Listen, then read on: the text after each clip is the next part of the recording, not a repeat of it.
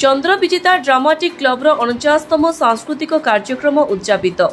Rajkanika block अंतर्गत डालीकाएंदा ग्राम रे चंद्र विजेता ड्रामाटिक क्लब 49तम सांस्कृतिक कार्यक्रम उद्यापित हो जाइछि। एही अवसर रे अनुष्ठान तरफ परलोक हो जाइथिबा सुनामधन्य कलाकार अद्यत विश्वालଙ୍କ स्मृति रे अद्यत स्मृति सम्मान आरंभ करा जाइछि। स्वर्गत अद्यत विश्वाल अनेक गुड़िए ड्रामा रे खलनायक भूमिका रे चमत्कार अभिनय करी स्थानीय अंचल रे अनेक प्रशंसा पाइथिले।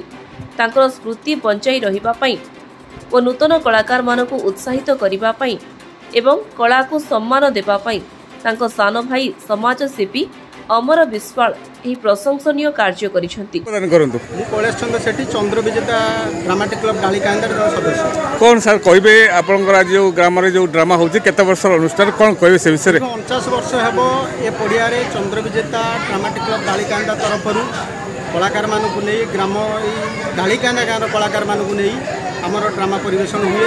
2 राति परिवेशन हुए। एथर मध्य 2 राति परिवेशन होउची।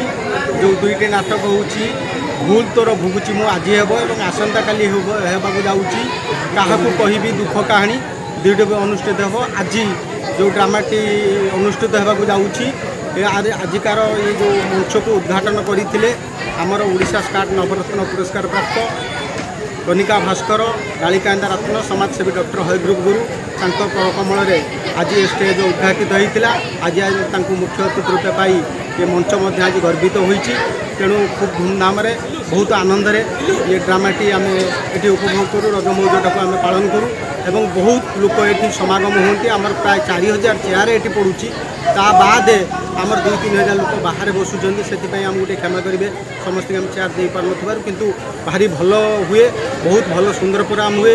रजटा को पूरा भल रकम आम डालीकाएंदा ग्रामवासी 15 जन कलाकार को ट्रॉफी और उत्तरीय दे अद्यत स्मृति सम्मान रे सम्मानित करा जायथिला।